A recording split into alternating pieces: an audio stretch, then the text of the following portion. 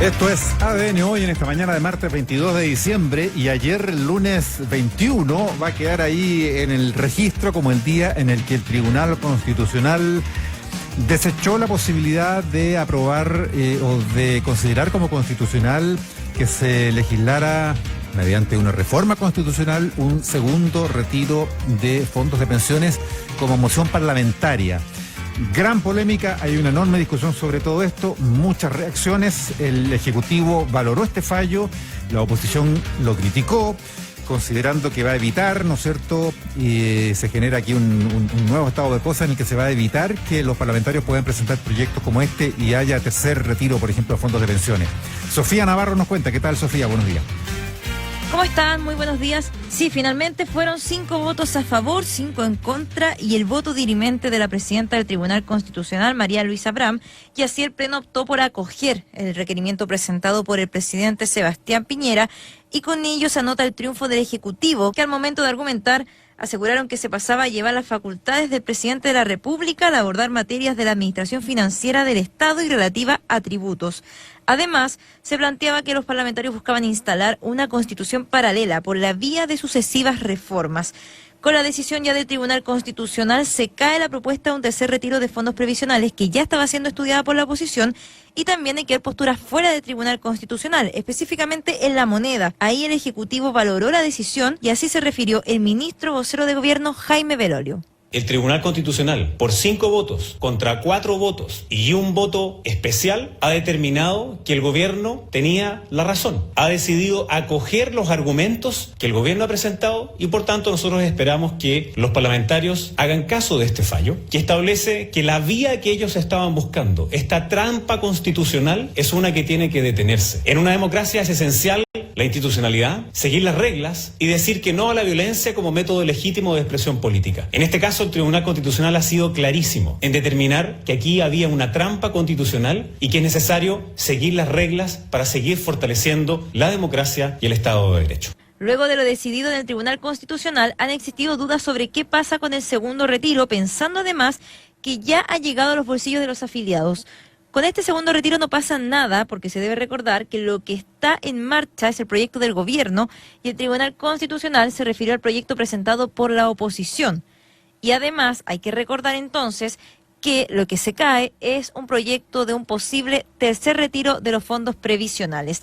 Claro, Sofía, hay que recordar ahí que había un proyecto en curso que es sobre el cual se pronuncia aquí el Tribunal Constitucional y que llegó hasta ahí nomás, entonces ya tiene su sentencia de muerte, el TC le puso la lápida.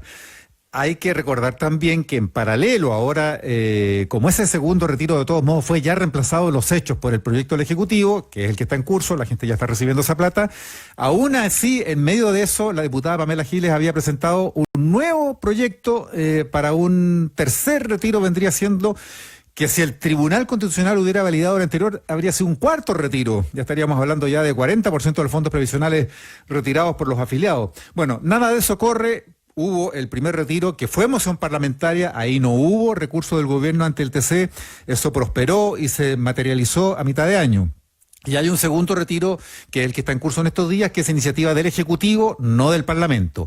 No habría más posibilidades para nuevas mociones parlamentarias que apuntaran a terceros o cuartos retiros, ni ninguno en adelante. Y este es el tema, porque aquí, Sofía, entonces hay reacciones en el Parlamento, en particular de la oposición, porque se evalúa que esto efectivamente se genera un nuevo estado de cosas, es un precedente. Claro, en el Parlamento sí hubo bastantes reacciones divididas, por supuesto, desde el oficialismo. Por ejemplo, el diputado UDI Jorge Alessandri aseguró que se marca la dirección en los proyectos futuros, mientras que la presidenta del Senado, Adriana Muñoz, pone cautela y también se refiere a que esto puede marcar la relación de los poderes del Estado. Este fallo es tremendamente importante porque marca una línea para todos los proyectos que iban en esta misma dirección. Se reafirma que en Chile existen reglas del juego y que se estaban rompiendo. Por cierto que una vez conocido el contenido de este fallo, evaluar cuáles son las implicancias de esta decisión del Tribunal Constitucional sobre la tramitación de reformas constitucionales una vez que hayamos leído el contenido de la sentencia. Y por cierto, esto abre un nuevo capítulo en la relación Senado, Cámara de Diputados, Parlamento con el Ejecutivo y el Presidente de la República en materia de tramitación de reformas constitucionales. Un fallo del Tribunal Constitucional que sin duda marcará un precedente en las relaciones de los organismos del Estado, lo decía la presidenta del Senado, mientras que los detalles de los argumentos, la sentencia, el voto disidente y los fundamentos de la votación del Pleno se conocerán los próximos días en un plazo que vence el próximo 30 de diciembre. Incluso hay quienes ya están esperando esta información para tomar una postura y de ahí también definir el futuro de las relaciones con la moneda y con los otros actores que tuvieron que ver en este fallo. Perfecto, gracias Sofía Navarro. 8:18 minutos. 8:18 ADN. Sobre esto vamos a conversar entonces ahora con la senadora demócrata cristiana Yasna Proboste, senadora por Atacama. La tenemos en la línea. ¿Cómo está, senadora Proboste? Muy buenos días, Mauricio. ¿Qué tal? Acá en Atacama. En su región. Senadora, bueno, ¿cómo evalúa usted lo que pasó entonces en el Tribunal Constitucional? Para partir por ahí, también vamos a hablar del tema del indulto que se ve hoy día en comisión en el Senado. Usted también impulsa ese proyecto a raíz de los detenidos en el marco del estallido social el año pasado. Pero partiendo por lo del Tribunal Constitucional y el retiro de fondos de pensiones, ¿usted realmente lee acá que se genera un precedente y que se cerró la puerta a cualquier retiro futuro que nazca como moción parlamentaria? Mire, yo creo que desde el inicio el gobierno del presidente Piñera y la coalición que lo respalda decidió suplir su minoría que tienen ambas cámaras mediante una lamentable instrumentalización del Tribunal Constitucional, transformándola en los hechos en una tercera cámara. Yo creo que esta lógica de una derecha subvencionada artificialmente, cuando carece de apoyo ciudadano, para nosotros no es nuevo y para este país tampoco. Lo hizo durante 15 años. Manteniendo senadores designados, lo hizo 25 años con un sistema binominal, en que un 34% permitía empatar a quienes obtenían un 66%. Entonces, mire, yo creo que el gobierno resolvió, lamentablemente, a poco más de un año de terminar formalmente su mal gobierno, por una política de confrontación. En vez de dialogar, optó por imponer, sin fuerza ni apoyo ciudadano. Yo creo que en esto tomamos nota de esta notificación del gobierno. Y también, por cierto, vamos a seguir ejerciendo como oposición todas y cada una de las facultades que poseemos para evitar que algunas de sus iniciativas sigan dañando al país. Y yo creo, Mauricio, que esto es bien delicado porque no solo, como ellos lo declararon públicamente cuando presentaron este fallo al Tribunal Constitucional, este requerimiento al Tribunal Constitucional, que lo dijeron públicamente, que buscaban generar un precedente y amarrar las manos al Congreso Nacional por una de las funciones más básicas que tenemos, que es poder reformar la Constitución, sino que además yo creo que la sentencia, que como usted lo dice, lo vamos a conocer a fines de este año, el 29 de diciembre, es muy complejo porque dejaría también latente la inconstitucionalidad del primer retiro, por los mismos motivos que se declara por 5 a 5 con votos dirimentes de la presidenta, inconstitucional el segundo retiro, iniciado en reforma constitucional por la Cámara. Entonces, creo que esto es muy complejo porque se puede además abrir una seguidilla de juicios, por una parte en contra de las AFP, por ejemplo, por personas a quienes se les retuvo pensiones de alimentos en el primer retiro, podrían alegar perfectamente la inconstitucionalidad de haberlo efectuado por causa de una reforma constitucional inconstitucional. Eso lo vamos a conocer ahí en los fallos. Pero además, yo creo que aquí más que, como el gobierno lo dijo públicamente, que era generar un precedente y amarrar las manos al Congreso, yo creo que aquí abre una puerta para compensar a las AFP, porque podrían venir también, a su vez, juicios de las AFP en contra del Estado, por haberse visto pagados a obligar a retiros en virtud de una ley inconstitucional. Es decir, ¿Y qué lo que podrían, vemos en esto... Ya, a ver, que me parece súper interesante, senadora, porque usted está planteando entonces, a ver, claro, para que todos quienes nos escuchan lo tengan claro, hay que recordar que ayer se conoció simplemente el veredicto, la mayoría con el voto dirimente. Lo hemos conocido Faltan los fundamentos, el fallo está en redacción, lo vamos a conocer recién el 29 de diciembre de este año. No me quiero detener, senadora, en la discusión respecto del TC, porque finalmente, claro, siempre se ha discutido que es una tercera cámara, otros dicen, bueno, los TC, los tribunales constitucionales, en todos los países donde los hay, son como tercera cámara porque le enmiendan la plana a los congresos y pueden cambiar una votación.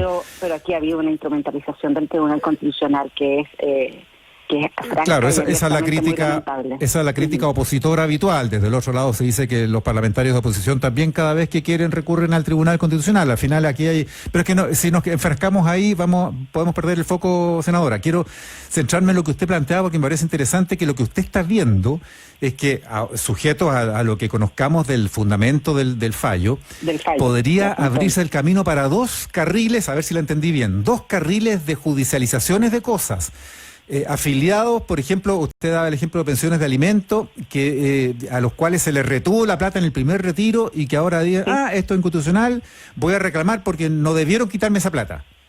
Sí, por un lado. Y por el otro lado que las AFP... Y por el otro lado, las propias AFP. Entonces yo creo que esto... Pero que esta segunda de la AFP me llama la atención. ¿Por qué lo plantea usted? Porque ¿en qué dañó a las AFP el primer retiro si esa plata es de la gente, no es de la AFP? No, porque ellos podrían señalar en que esto hay una afectación de las ganancias que ellos puedan considerar legítimas. No, porque ellas ganan por las comisiones de las cotizaciones, no por la administración de los fondos.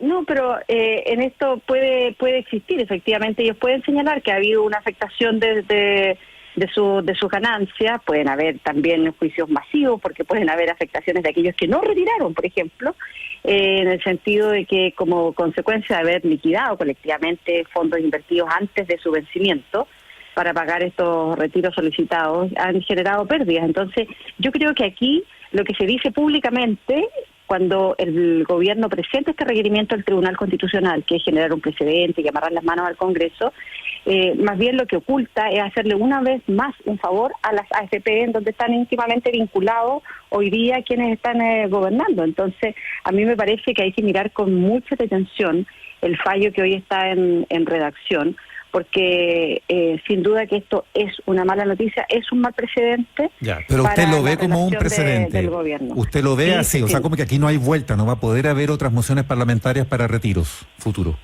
Mire, yo lo que creo es que si el gobierno no logra tener una sensibilidad respecto de las dificultades que hoy día existen en nuestro país, si es que el gobierno no logra leer correctamente la molestia ciudadana, la incertidumbre frente a la situación que hoy estamos viviendo.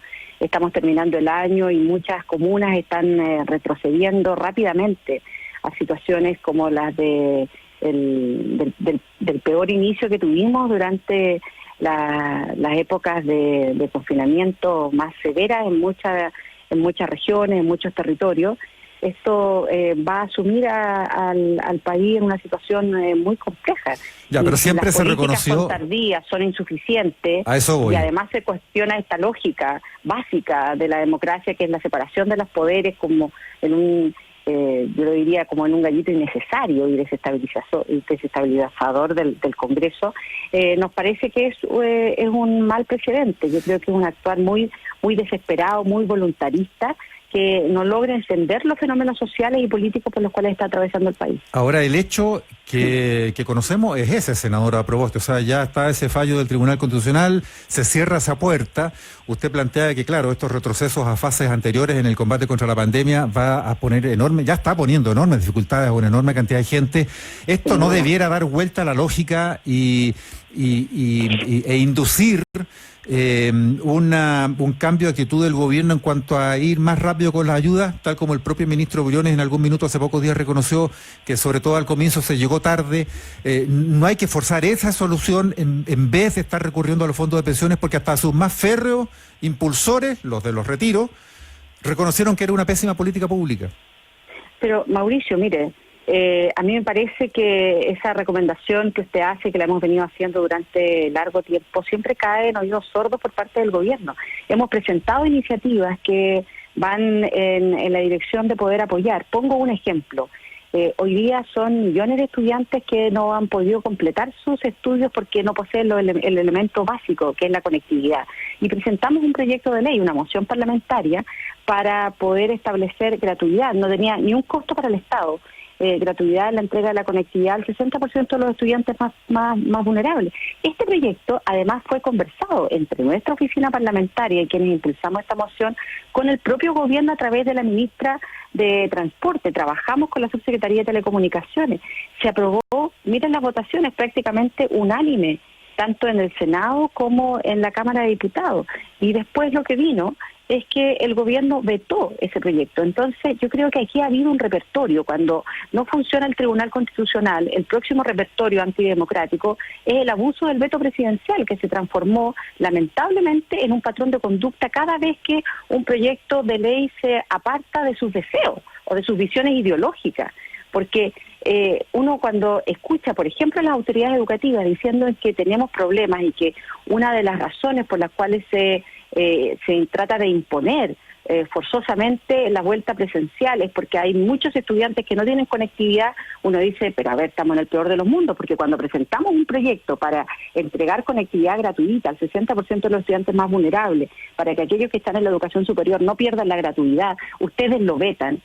Cuando ha sido además impulsado, porque nuestra moción parlamentaria, invitamos a parlamentarios de la coalición de gobierno, fue aprobado y apoyado por parlamentarios también de su coalición de gobierno, y sin embargo cuando después ocurre el veto, todos guardan sigiloso silencio, y dado las amarras de esta Constitución tampoco tenemos la fuerza para poder insistir, porque no tenemos los altos quórum para poder insistir en un proyecto de esa naturaleza. Entonces, claro, cuando usted dice, mire, podríamos ir por otro camino, que es apoyar para que a través de políticas públicas, a través de iniciativas de ley, se pueda generar un alivio a la situación que viven millones y millones de familias, uno dice, Mauricio, por cierto, pero cuando uno comienza a observar un conjunto de iniciativas legales, como por ejemplo el que impidan el corte de luz, de servicios básicos, de agua por no pago, fueron mociones parlamentarias que además vimos enfrentadas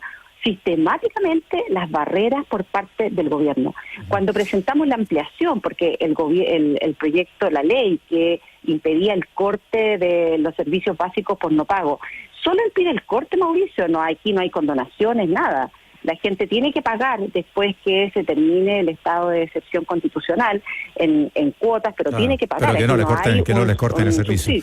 Pero que no le corten el servicio. Cuando fuimos a la ampliación, porque esa ley finalizaba el 15 de noviembre y nosotros empezamos con antelación a decirle al gobierno, oiga, después que termine esta ley van a salir las empresas a cortar, hagamos una prórroga de esta ley.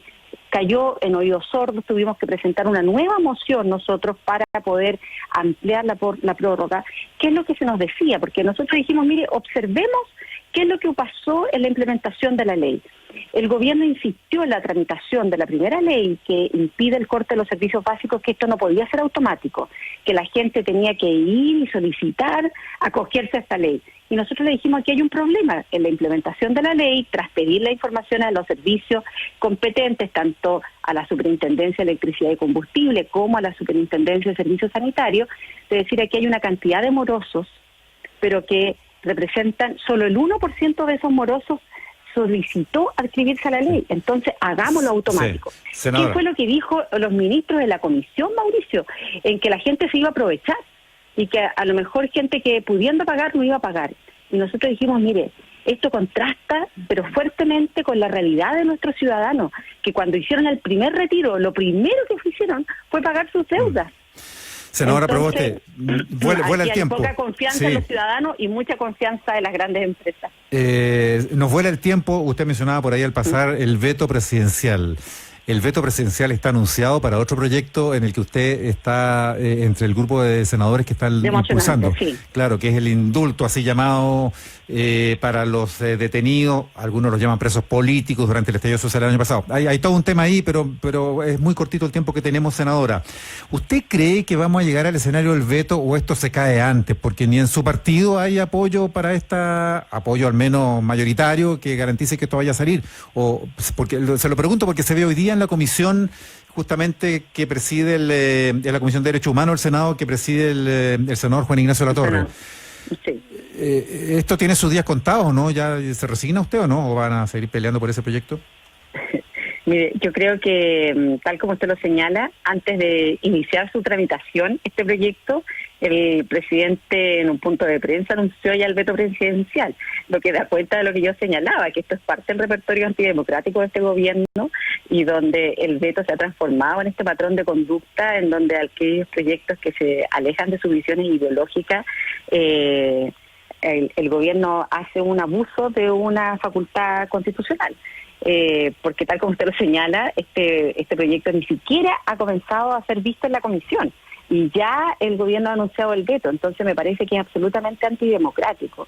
Yo lo que creo, y yo valoro que el presidente de la Democracia Cristiana, Pachayín, hace una semana haya apoyado y haya respaldado este proyecto de ley. Yo lo que creo es que esto es una materia que es necesario discutir. No hubiese sido necesario presentar este proyecto de ley si todo hubiese funcionado razonablemente, en donde hoy día nuestra preocupación es que vemos que existe una situación que es bastante abusiva respecto de la prisión preventiva. Tal vez muchas de las personas que hoy están en prisión preventiva, cuando se inicien sus juicios, van a ser absueltos o algunos van a ser condenados a una pena muy inferior a la que ya han pasado en prisión preventiva. Y por eso creo que este proyecto que ha sido presentado, que tiene un enfoque de promoción de derechos, que se ajusta a las normas de doctrina de derecho internacional. De hecho, propios organismos como la OEA han señalado que aquí hay dificultades. Lo que hemos visto a propósito de este proyecto son contradicciones entre instituciones respecto del número de personas que se encuentran detenidas. Por lo tanto, yo creo que esto lo que requiere es un trabajo legislativo propio de cualquier democracia, en donde se discutan, se escuchen, se acojan iniciativas, como por ejemplo para acotar el catálogo de delitos que se presenta en este proyecto de ley, pero esto requiere de un diálogo y un debate democrático como ocurre en cualquier sociedad.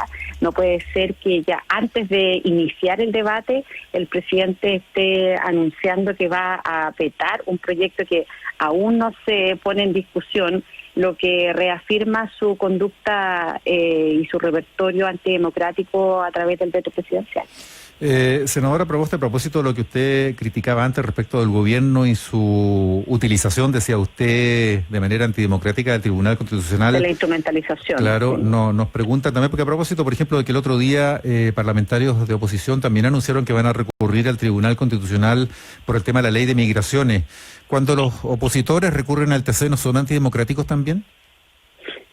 Porque mire, yo lo que creo es que aquí ha habido con este voto dirimente una situación que es compleja. Uno espera en los fallos que realmente tienen contundencia en cuando hay una mayoría clara respecto de una decisión del Tribunal Constitucional. Lo que nosotros realmente esperamos es que el gobierno haga una discusión en el Parlamento respecto de aquellas iniciativas que tal vez se alejan de sus visiones más ideológicas o de sus deseos, ¿ah? Y por lo tanto en ese debate seamos capaces de lograr a través del diálogo, de buscar acuerdos. A nosotros nos parece que ese es el camino, pero aquí lamentablemente el gobierno busca una política de confrontación en vez de dialogar con la oposición. Mire, lo demostramos hace pocos días en la discusión de la ley de presupuesto, en donde el gobierno había presentado un mal proyecto de presupuesto en épocas tan difíciles. Reducía los recursos en ciencia, en tecnología, reducía los recursos para las universidades estatales, reducía los aportes en gratuidad, reducía los aportes en cultura. No estaba claro cómo se iban a apoyar a las pequeñas y a las microempresas. Entonces yo creo que fue a través de un proceso de diálogo que no fue fácil. Después de varios rechazos al proyecto de ley de presupuesto, tanto en las subcomisiones, en la propia comisión mixta de presupuesto, y que terminó después en la comisión, en una ya como quinta comisión mixta, porque es un proceso bien largo, fueron casi 60 días de discusión de este proyecto de presupuesto en una iniciativa que mejoraba bastante lo que había presentado el gobierno inicialmente, pero a mí me parece que hoy día tener como un catálogo antidemocrático en que primero el veto, si no me resulta popular el veto, saco las castañas con la mano del gato y voy al Tribunal Constitucional insistiendo que a nosotros nos parece muy lamentable la instrumentalización del Tribunal Constitucional, porque además aquí también hay compromisos incumplidos, Mauricio. Nosotros presentamos el año 2018, la bancada de senadores de la democracia cristiana, un proyecto de ley para reformar el Tribunal Constitucional. El propio gobierno dijo que iba a ingresar un proyecto de ley para reformar el Tribunal Constitucional. Han pasado 2 años de aquello. Bueno, todo eso se lo comió el debate constitucional ahora, ¿no?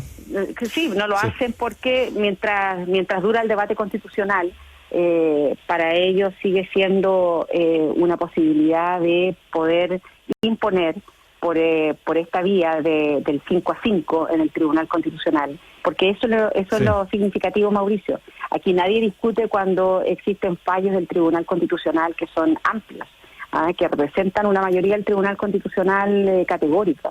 Aquí estamos en una visión de 5-5, lo cual a nosotros nos permite señalar con mucha claridad en que aquí hay una instrumentalización de un órgano que debiera ser importante, como lo es el Tribunal Constitucional, y que ha perdido esa relevancia en este diálogo democrático.